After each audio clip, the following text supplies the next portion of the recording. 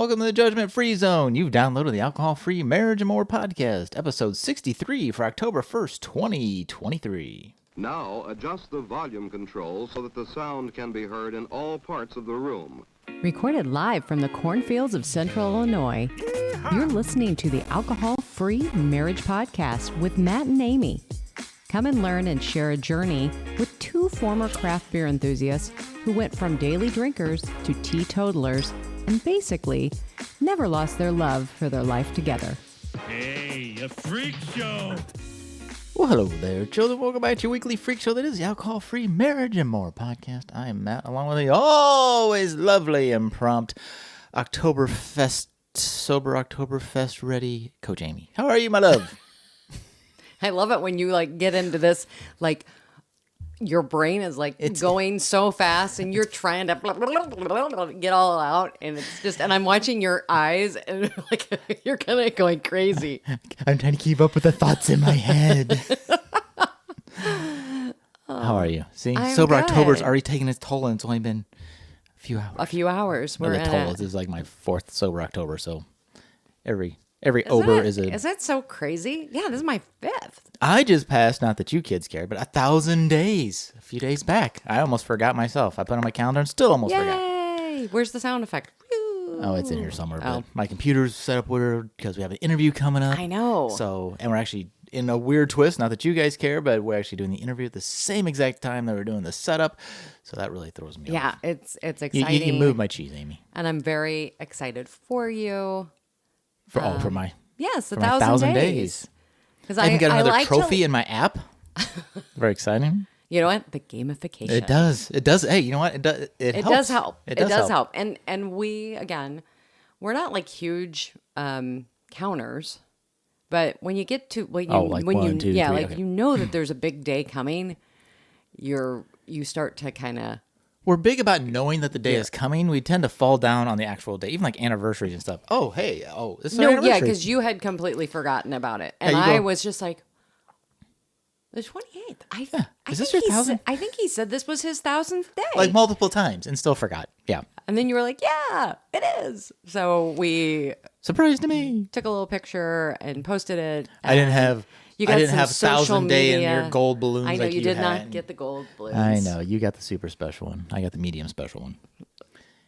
You know, once you do 1,000 day once, another 1,000 days. You know what is it? If you wanted me to go get you 1,000, no, because they aren't really cheap. Those big balloons are no, not. they're not cheap. That's They're a bit not of an cheap. investment in balloons. It's so shocking. And that was the thing. We probably should have just deflated them and then kept them so we could put them on a board or something for you. Here's the flat here's ones, the but they're janky- gold. Here's a janky 1,000 days.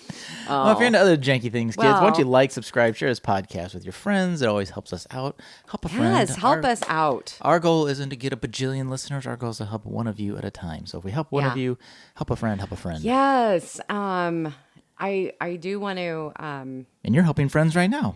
I am so excited today. It has just been a crazy week. It's the first week of my group. Sorry, I'm trying to multitask. Don't multitask, Amy. You barely task, let alone multitask. Well, but no, your alcohol-free spirit program experiment started last week, right? It did. Your It pause started. week? It's our pause week. So then we're getting started. But then yesterday, out of the blue, a gal reached out and said, was it too late to join? And I'm like, no, it's not too late. We'll get you in there. So she's joining us. Eventually it becomes too late, but But before the start day where we do the actual content that's coming to you, and which is Monday, October 2nd, right? Tomorrow. No, we started today. Oh, they all got emails. Here's the beauty. Also, all the emails and everything this time went smoothly. The process, technology. the third time is the charm. You finally have mastered the tech that makes it all work. But I just want to tell everybody, if you are sober curious, a great resource for me was This Naked Mind, the book. Reading through that book was probably it was a game changer. It changed everything. It did.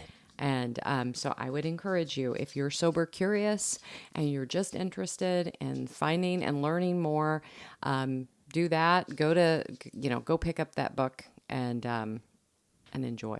Or one of the many other ones that we've talked about. Oh my gosh, you have quite the library. So many. We could do a book podcast episode just about all the books.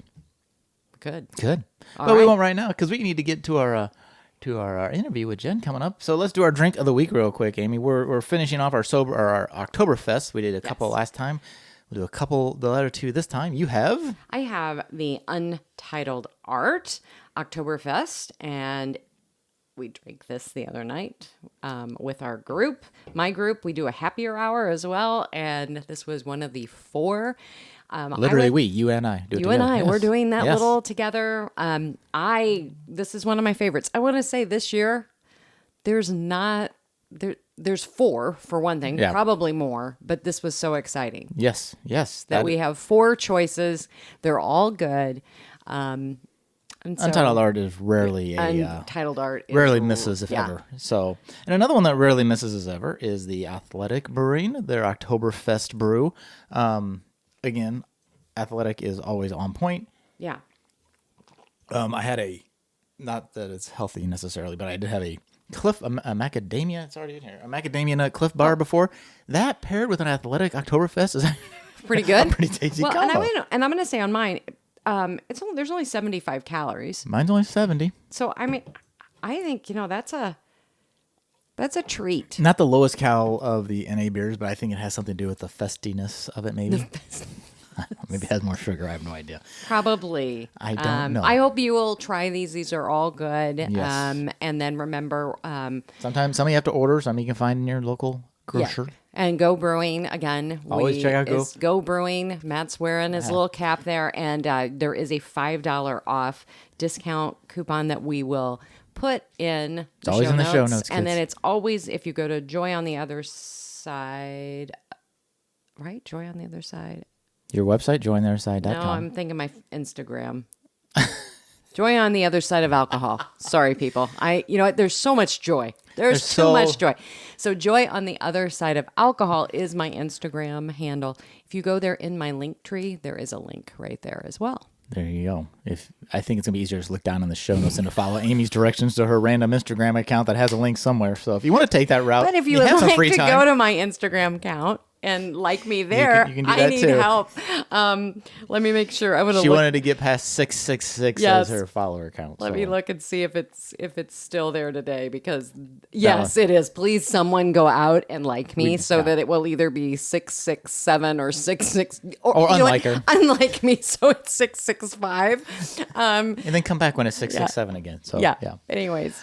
All right, Coach Amy. Well, tell us about Jenn and our interview here coming up. Okay, in a well, second. we are going to be interviewing today Jenn Marsan, and Jenn is from Shelton, Connecticut, and she is a stay-at-home mom to a 5-year-old boy, and she has a 1.5-year-old daughter.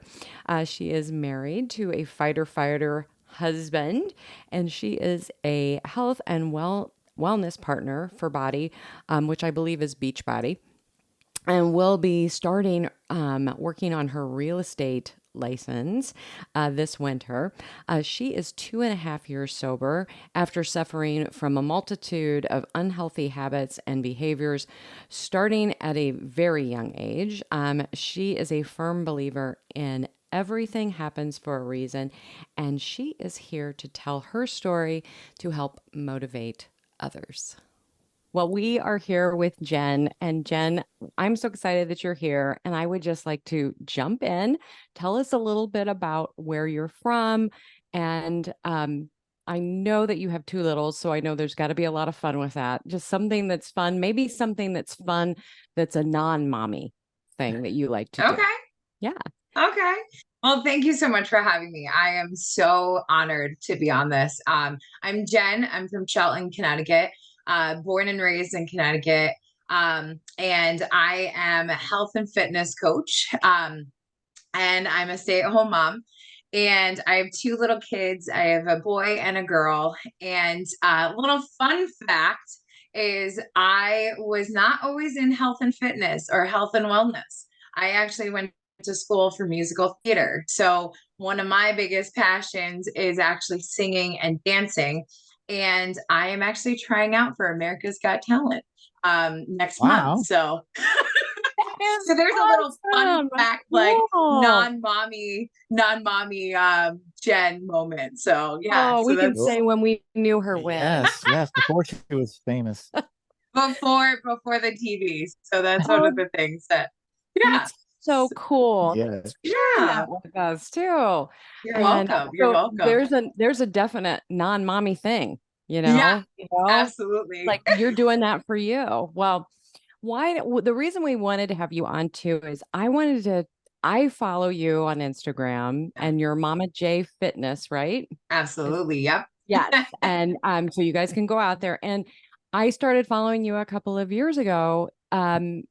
And kind of midway through this journey. And I'm like, wow, you are so motivating. I just would tune in like, okay, what's she doing now? She's doing all this stuff. So if you want to jump in and kind of tell us about your story and Yeah. where you came, how this all started.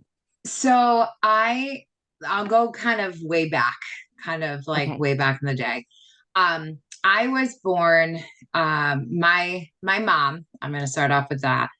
My mom had breast cancer, and I say had because she did pass when I was 15 years old. But she got diagnosed 2 years prior to me even being born. And the doctors had said to her, they're like, listen, you're never going to have this child. You have cancer. Like, you're not going to be able to have her. And my mom said, from hell or high water, I am going to have a child. And I came out 9.3, 9 pounds, 3 ounce baby. My mom had me, and I was perfectly healthy, despite what all the doctors said, despite whatever. But as I grew up, she got sicker and sicker. There were points in my life that I would ask her, Mom, are you going to go to heaven? Are you going to go to heaven? And because we lived in a Catholic household, so we always believe that, God will call you whenever you're supposed to. God will always lead you to wherever you need to go in life. And that was kind of my childhood, but I was always out of the house. So I was always busy. I was always doing stuff. And what I also realized was that I was just constantly busy enough to not really deal with the problem, to not really address like what's really happening in my life. Like, why is mom going through all this? What is happening? And at a young age, I was also told, you'll never be thin. I was always the bigger girl. So I grew up, my family's a big family. And I used food a lot as like my comfort. I used food as like that comfort, like, oh, I'm going to have an ice cream today. Like, Mom, can we get ice cream? Sure, it's okay. Like, I always used something to get me by, whether it was food, whether it was even practice and singing and being in shows. I was always busy. And when my mom passed away when I was 15 years old, my life kind of shifted. And that was the first shift of my life, where I was kind of on my own, even though I had my dad and I had my older brother, but my older brother was 11 years older than me. So he was kind of already 27 at the time. And I was kind of leaning on my friends. And at this point, they were doing stuff, and not drugs or alcohol or anything like that, but they were just, they wouldn't eat. So I got really, really thin in high school. And then when I went to college, I went away to Rhode Island College in Providence. And that's when there was no boundaries, there was no parents, there was no nothing. And I started drinking at the age of 19. And that really made me say, wow, I can forget about everything. I can just like drink whenever I want. I can eat whatever I want. And that was the second turn of events where I would be feeling a certain type of way in my 20s. And I'd be like, alcohol's going to solve it because I can't feel anything. Or I would have the liquid courage to go on those stages or to go and do karaoke. I would have so much liquor in me that I just did whatever. And at this point in my life, throughout like 17, like around 17 to about 30, I didn't really know who I was because I was drinking all the time. I was drinking so much that I just like, I could function during the day, but at night I was like, I didn't know what was going on. And it got really bad, um, up into the point where me and my husband, I've been with my husband for almost 20 years now.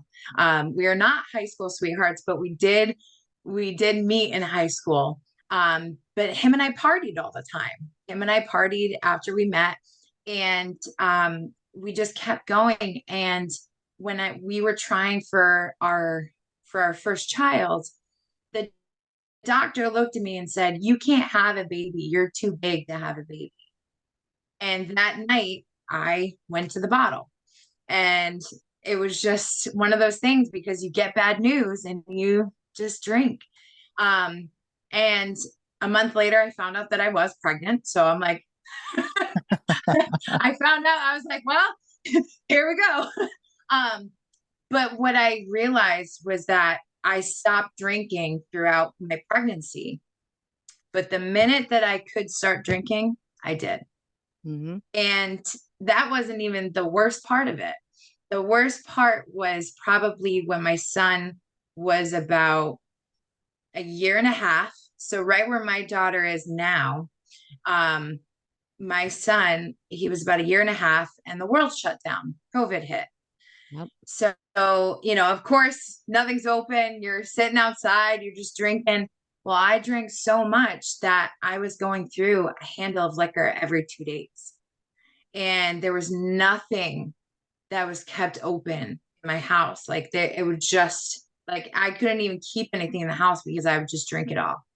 And it wasn't until 2021 where I decided that I'm going to do a fitness challenge. And you couldn't drink for 75 days. I did the 75 hard challenge. And I did that challenge. And after a month in, I kind of looked at myself and I said, holy crap, what have I done?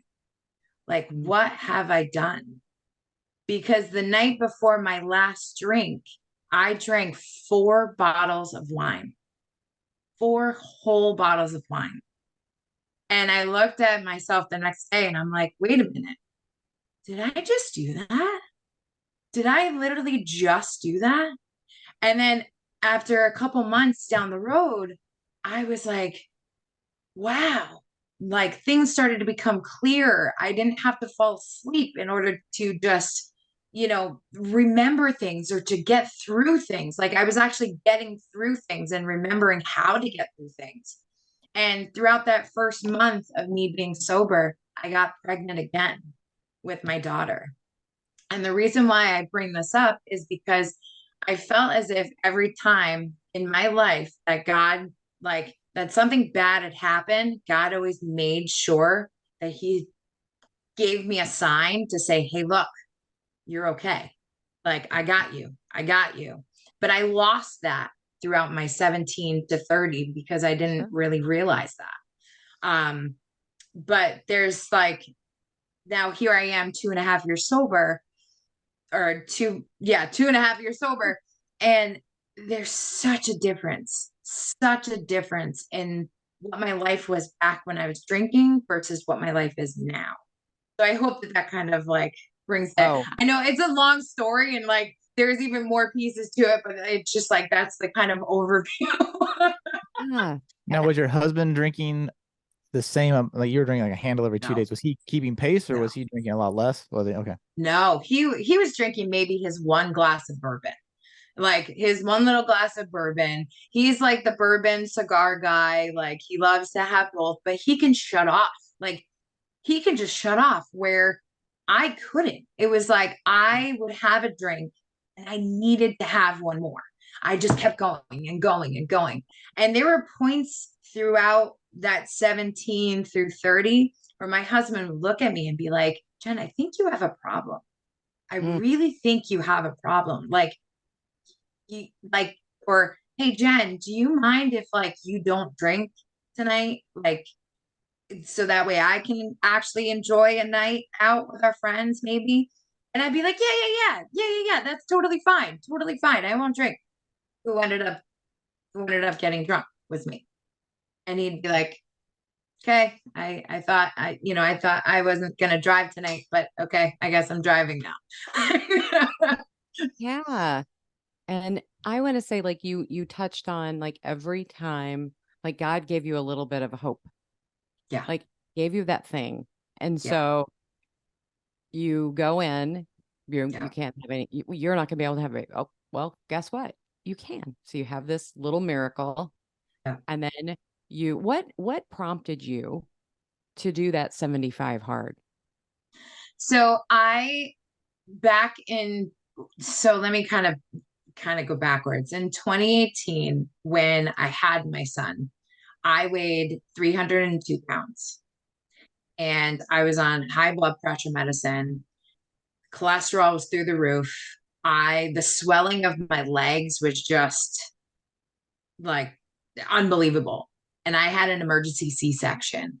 And the doctors brought me in because I was high risk because of my weight and everything. And they brought me in. It was 4 weeks earlier than my due date. And the doctors brought me in and they're like, Jenn, we think you're preeclamptic. And I said, there's no way. Like, there's absolutely no way. Like, I'm fine. Like, I'm totally fine. And they ran tests and they said, okay, you're not, but the baby's not doing well. And I was like, what do you mean? They're like, your blood pressure is rising minute by minute. And we need to have this baby now. When I had my son, my blood pressure was 190 over 100. And they were like, there's no way in hell that we can keep this baby in. So we need to take him out. And when he was born, he was rushed into the NICU because he had low sugar. His lungs he was having trouble breathing. And I don't remember a lot of that because obviously like it was so dramatic. But I remember waking up from getting stitched up and I immediately like sat up and they're like, whoa. Like you can't do that. And I said, where's my son? I like panicked. I literally panicked. And I said, where is my son? Where is he? And they were like, he's in the NICU. He's okay, but he needs to stay up there. I said, I want to go right now. They're like, you can't. Like, you literally just had surgery. And I said, I don't care. I need to go see my son. And when I went up there, the first thing that I saw was just him in like all of these wires, tubes in his nose, just everything. And I looked down at him and I said, God, if I am blessed with another kid, I will do things better. I will be different. I will be healthy. I will be a totally different person than I will ever be. And that moment was kind of like my pivotal point. But it took me a couple months to actually like get going on a health and fitness journey. And in January of 2019, I started working out from home, doing 30-minute workouts, changing my diet. And I was able to lose 135 pounds in like almost 2 years, like 2.5 years. And then 2021, I was like, I'm down. I'm just going to do this 75 hard challenge. I've never done this before. I'm going to be awesome.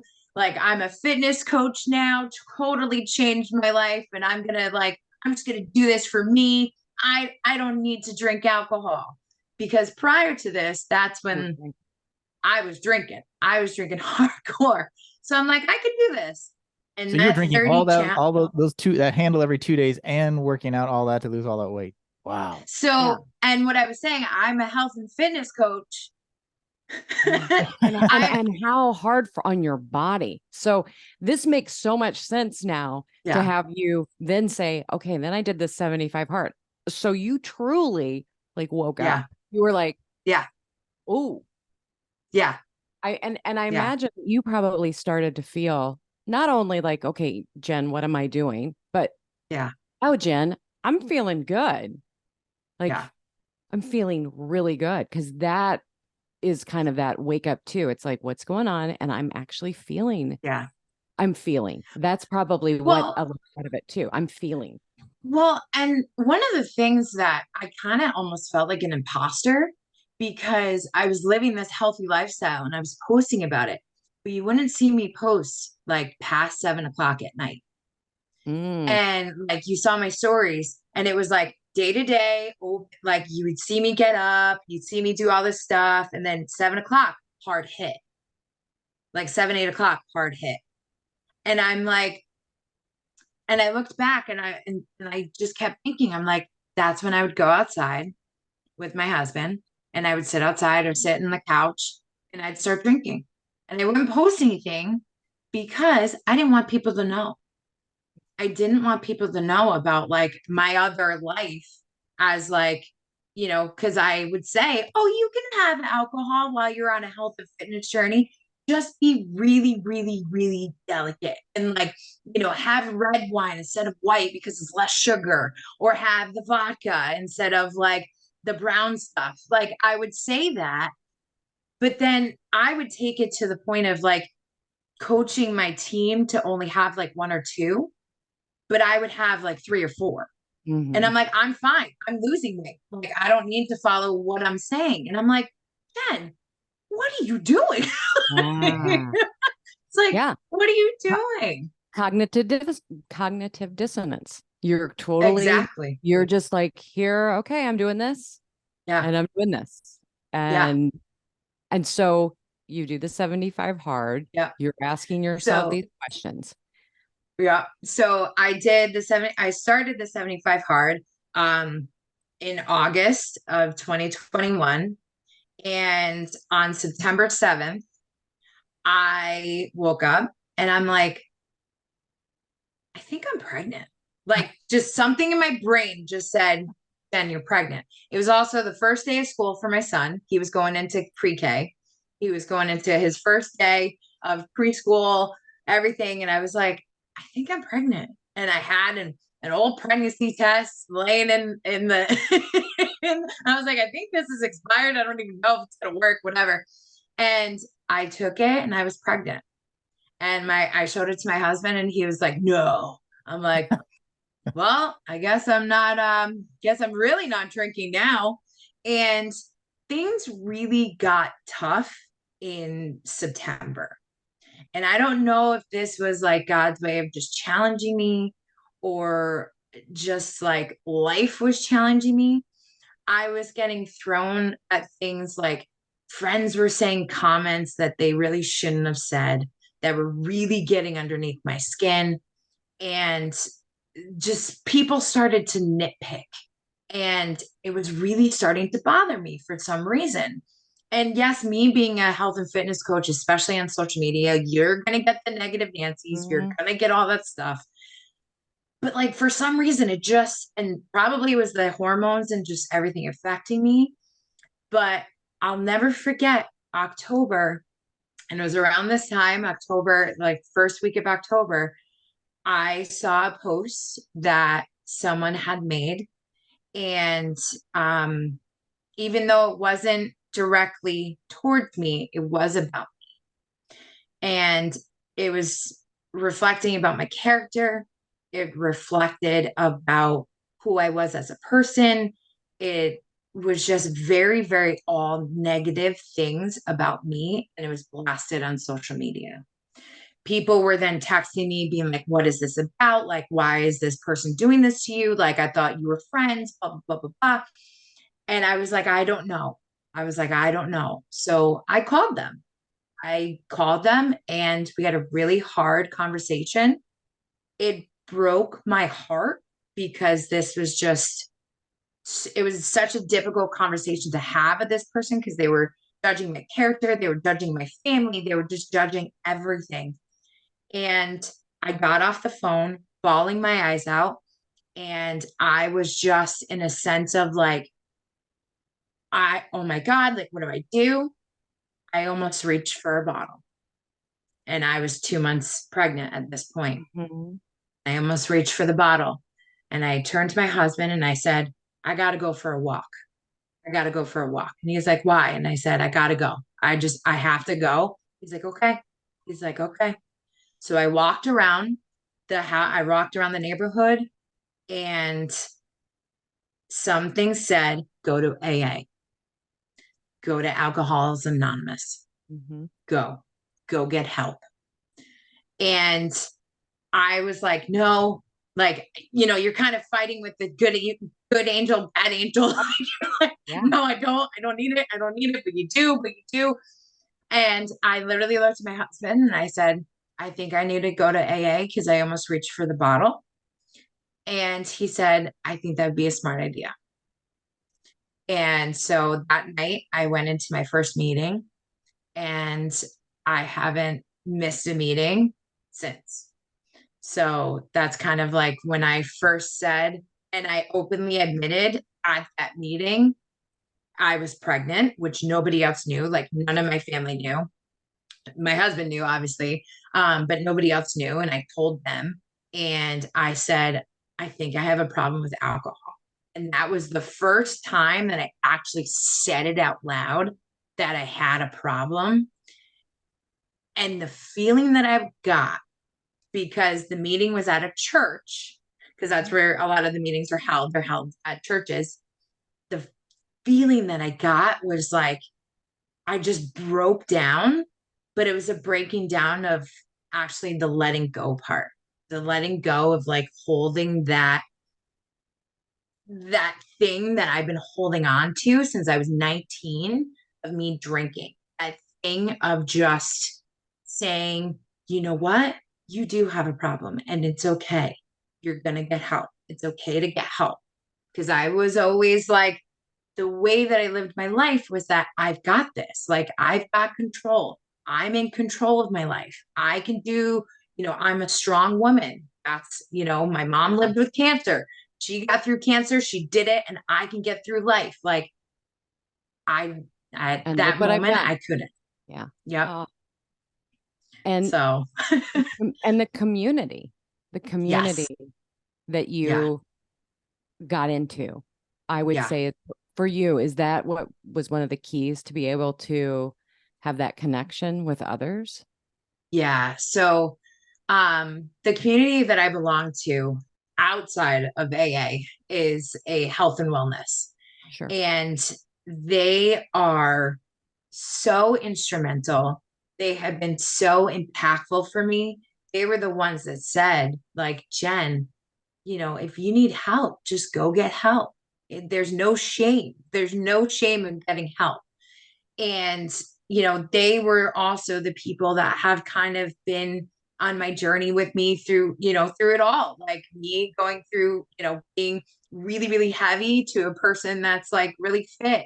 And they were encouraging me to get help. And then when I went into the community of AA, it was like they didn't judge. They didn't judge. And I felt like every other piece of my life at that moment, I was getting judged for. This is the safe place that I wasn't getting judged. Wow. And they just opened the doors and they were like, do you need anything? Do you have everything? And I was like, I don't know what even to start. They gave me a book. Like they just like, and Yeah. the community is amazing. And I don't go to the meeting that I originally started to go to. I have then found an all women's meeting so the first meeting that I went to was at night, and it was too much for me and my family to kind of do night meetings and stuff. So now I found a meeting that's in the morning, and these women are so amazing that it's just no words could describe on how like you walk into these meetings or you walk into a safe place. Like no one judged me when my belly was like out to here. And I was like, hi, I'm an alcoholic. Like no one judged me. And for the first time in my life, I felt okay. But there was still a piece of me when I kept walking in being like, you're going to get judged. You're going to get judged because of your belly. So I would wear shirts that were a little flowier and nobody really knew that I was pregnant until I said it. Just because that's the old mentality. That was the old me of like cover everything up so people don't like touch you. Did you find, and I'm going to assume yes, but Yeah. Going to an AA meeting, and I think anybody who says they have a problem with alcohol, right? People are like, well, were you sleep under a bridge? Were you homeless and all this, And, I think a lot of people who have and who probably should quit drinking, right, fall somewhere between here and here, right? Did you find that to be, and, there's a lot of stereotypes. Well, you went to AA, so you must have been like blackout, DUIs and under the bridge. Did you find that the community of AA across the different meetings you attended, did that have that same spectrum of people who just like, I don't drink a ton, but I need to stop because I do this. And then, the other, did you find that same thing in that environment too? Absolutely. So when prior to AA, I did think about that. I was like, I always thought AA was like for people that had DUIs, that people had like drug addictions. I never did drugs. I maybe smoked marijuana in college because it was like the thing to do, but I usually got sick off of that. So I was like, I'm not going to do that. And I had this perception of AA just being like you said, the homeless, like just people that are like shaking and all that stuff. It wasn't like that. It wasn't like that. I walked into these meetings and these women's had like, especially the group that I go to, they're wearing Louis Vuittons. They're wearing their Coach. They're wearing like they're everyday women that just said, I've had enough. I literally have had enough. And at first, when I went in, I'm like, you start hearing stories and, you hear about the people that are DUIs and like gotten into accidents and they've gone to, they've gone to the rehabs and they have to do this. They're doing the 90 and 90, which is 90 days of 90 meetings. And I didn't do that. I was just the type of person that just stopped at a randomness, who's tried to stop in the randomness like years prior, but just never did it. Like I would go a couple weeks and then I would binge again on the alcohol. Like that was just me. I just never had a consistent stopping point of drinking. And I also realized that like my perception of this, probably the reason why I never got sober was because of my perception of that, was because like I was so afraid to actually go get help for it and be in that category of like, you're in AA. Like I'll never forget when I told my dad that I stopped drinking, he knew I was kind of going through some stuff because at Christmas parties, we'd all get together. I have a huge family of like, there's 50 of us on my dad's side, and there's lots of cousins, lots of just lots of family, and we're drinkers. We are heavy drinkers. But I would always get to the point where every single time I drank, I would cry. I would just be that person that bawled their eyes out. And for me, looking back at it now, it was my scream for help. It was like because I had so much sadness in my heart because I was dealing with the grief of my mom because I never did. And I was dealing with the grief of like just everything in life over my whole lifespan. And that was my way of getting over it, was by drinking. And I would cry at my family events and they're like, Jenn, what's wrong? And I'm like, my mom would always come up and I'm like, this is why. But no one said, Jenn, I think you should actually really go get help. Maybe go see a therapist, maybe go do this and maybe stop drinking. No one said that. Yeah. And when I told my dad that I was sober, he was like, great, I'm so excited. And I said, but Dad, I also have to tell you I'm in AA. And he goes, well, don't tell anybody. Don't say Wow. anything. Yeah. He's like, don't tell people that you're in AA. I said, but why, Dad? He's like, well, you know how those people are. And I was like, actually, you don't. Yeah. It's You like, don't. You do. Yeah. You Jen know, I but was yeah. like, I know See? who they are, but you don't. Yeah. And it's so interesting to have you say that, because for like me and my drinking, like I was just like, I can't go to AA just for exactly what you said. Like exactly all those things, like All those stereotypes, right? all those stereotypes. And I'm like, I can't do that. And so, and going into the pandemic, I'm like, all right, well, what am I going to do? Because if I don't quit drinking, I'm going to die. I mean, that's really where my thoughts were. And that's what, and then I started looking and I found like a couple of online things and got in there. But it's just really interesting though. It's like, why can't we have these conversations? Yeah. Because your experience is your experience, and that it's a very positive experience. Now I've heard opposite experiences too, but that is that person's experience. And so they got into a different program and it worked great for them. So I think we have to really start to go in and look at things at the bigger, broader picture of, Yeah. if you walk in one place and it doesn't work for you there, go somewhere else. Right. Yep. You know, go somewhere else. I mean, because I, do alcohol coaching, and when you're with somebody, I mean, I've even said, you know what, I don't think we're a good fit. Yeah. Because here's my background, I'm a Christian coach. This is what I do. But, she's like, oh, I'm not, particular person. I said, you know what? I have a friend who I think you would be perfect. You would Yeah. work perfect. She's like, really? And I go, yeah, because the goal is I want you to get help if you need help. And I think that's where I think we all need to share our stories. And that's why I'm so glad that you came on, because your story is different and it's telling a story of such positivity that I'm getting help. Yeah. I got help and I needed it. And I'm with these women who are not judging me. And I think there's so many people who feel judged. I mean, I work with women right now who are just, there's, we all struggle like with the shame and not wanting, like the shame of, okay, well, if I admit, like you said, your dad said, don't tell anybody you're in AA. Oh my gosh. Yeah.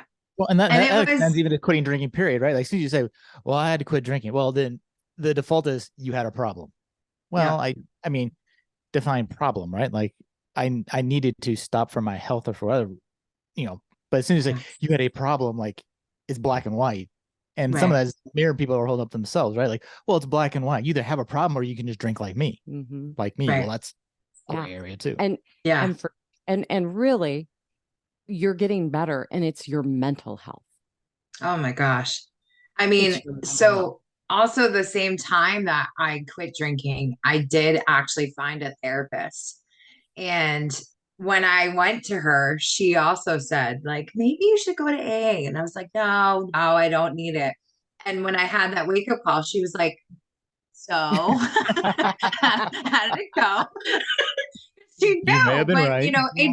you can't force people to do things. Same thing like with health. Like you can't force people to make a lifestyle change that's internally and also externally. Like I know for me, if I didn't start to work out when I did, and if I didn't start to eat healthy, I was going to I was probably on my way to having a heart attack because of the fact that my blood pressure was so bad. Like I was on the highest of high meds for blood pressure being pregnant. And they're like, Jen, we can't, like, and there's nothing else that we can give you at this point for your high blood pressure because you're pregnant. And afterwards, they probably would have kept me. I will say, since having that life changing event, really life changing event, And losing 135 pounds, I'm no longer on high blood pressure medicine. I'm off of that. So I've completely changed that. I am like probably I take more vitamins than I've ever taken in my life, just to keep me going and to keep me sane, and also having a healthy regimen of working out every day, doing meditation, which is something that I never ever done in my life. I now do meditation. I do gratitudes every day. Like these are things that you need. And in that pivotal point when I was drinking the most, I would write down, I need to stop. I need to be healthy. I need to be healthier. And I didn't know what that meant, but that's what I would write, because our minds like go through a lot. And sometimes you just need a brain dump. And that's one of the things that would always come out. I want to be healthier. I want to be healthier. Even though I was healthy, I wasn't healthy. Yeah. Right. And so now I do those. And since getting sober, I was also realizing, oh my goodness, I have anxiety. I'm having panic attacks because I didn't know, like your mind is so clear from not drinking anymore. But I started to actually have really bad anxiety attacks to the point of when I had my daughter. Now, mind you, my daughter is nice and healthy. She would have stayed in my stomach probably forever because she was so comfortable. Like I did opt for a C-section for her just because of the time, like trying to get everything with my son. And I realized after having her, I had really bad postpartum depression. And with Christian, I had it, but I was masking it with alcohol. So I would drink. I probably started drinking with Christian after I had Christian, maybe about six months. I was breastfeeding with him, pumping and all that stuff. And I mastered, okay, if I pump and then I could drink right after, and then I would have to stop, and then I could pump again, and then I could drink right after. Like I was doing all this stuff. And then the minute that I stopped pumping, I was like, woohoo, binge, yay, awesome. With my daughter, it was so different because I wasn't doing that, but I was feeling everything because I wasn't masking anything. So I was feeling the depression. I was feeling the not happiness. Like I don't even know if I was truly happy with Christian, because alcohol would make you happy. I was a happy drunk. I would always be like, woohoo, like, yeah, let's go crazy.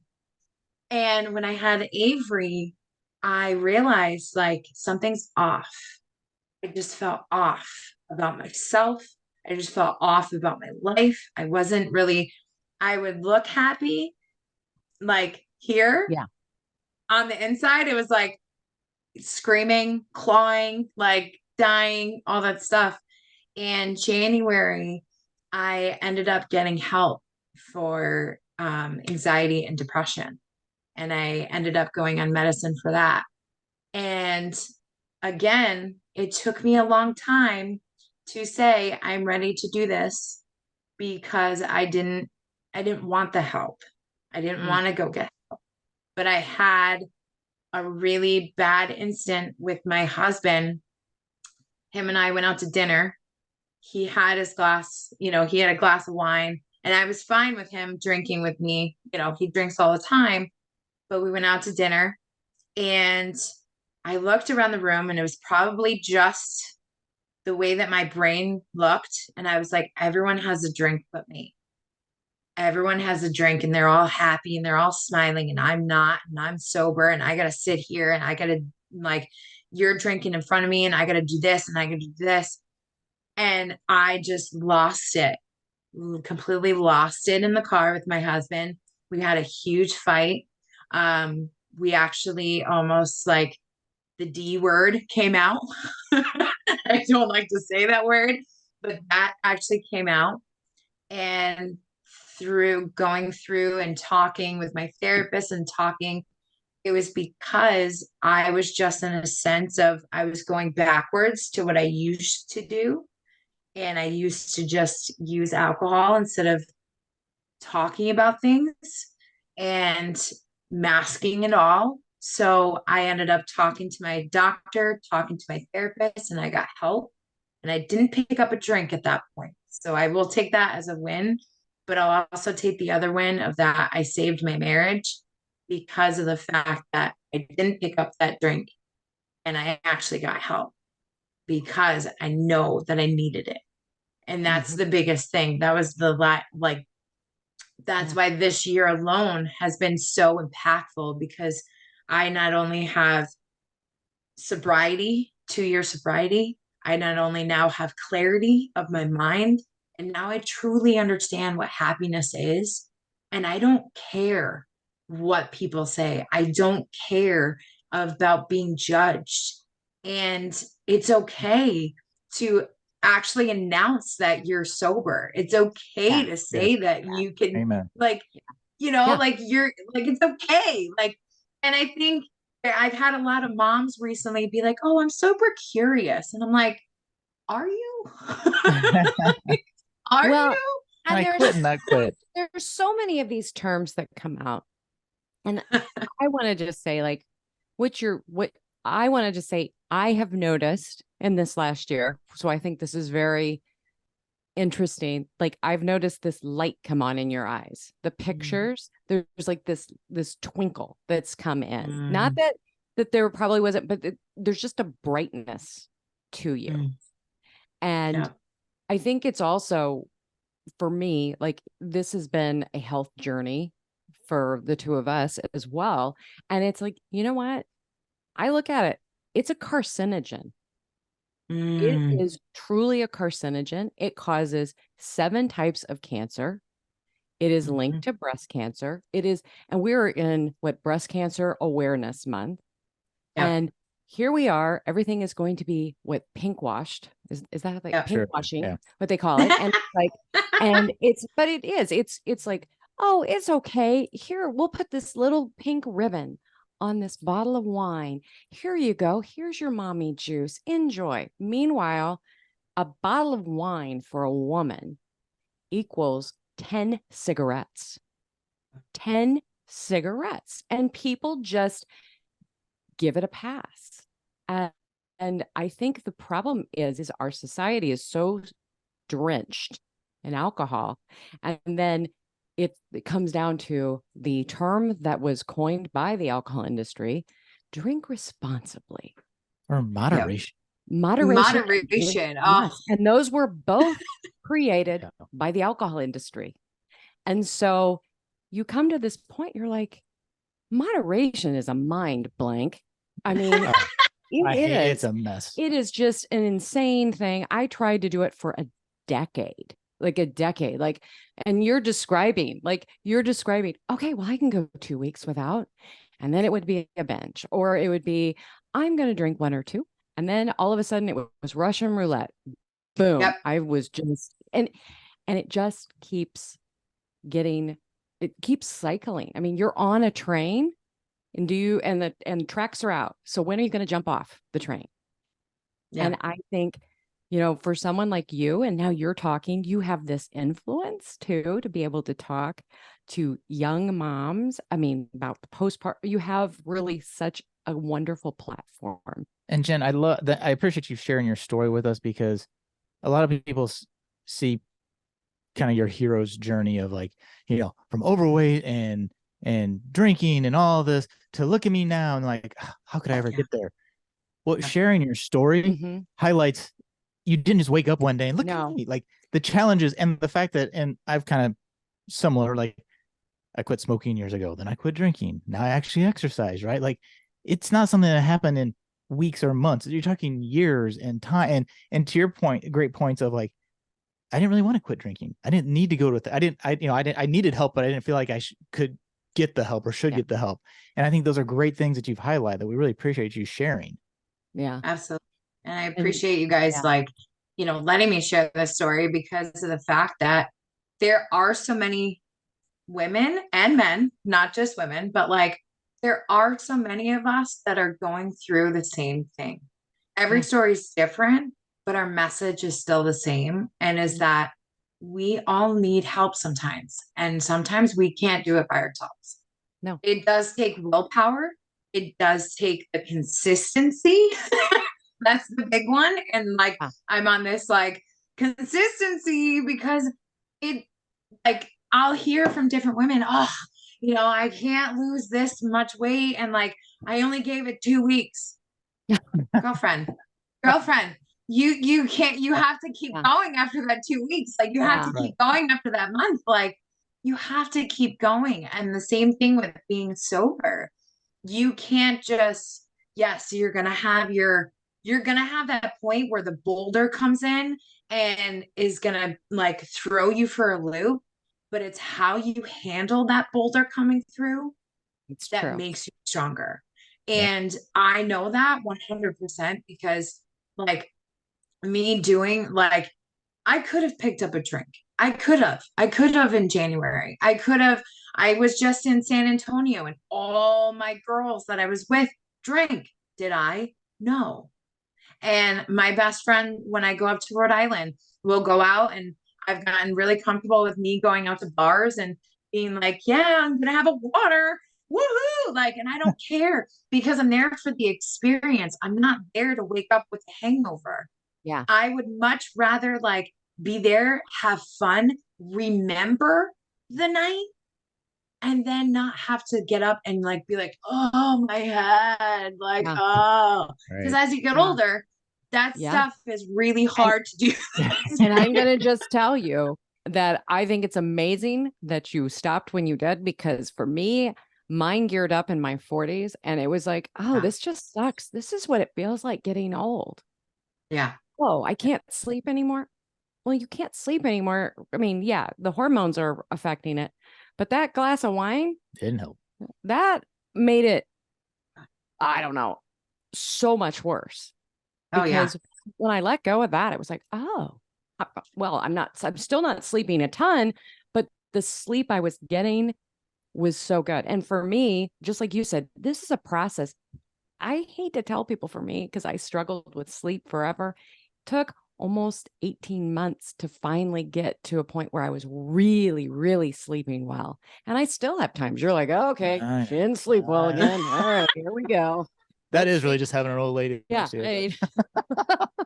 Oh, All right, Jen, I get so I get the excited. last question. Okay, I'll you do get the all question. right. So, and I'll be interested in your answer because from the AA background. So obviously we don't drink. When you do go to the bar with your girlfriends or whatever, Yeah. or out with your husband or whatever, what's your favorite like afternoon, evening go-to beverage? My mocktail, as I say. So I actually had this over the summer. So I was doing mojitos. I was doing the virgin mojitos.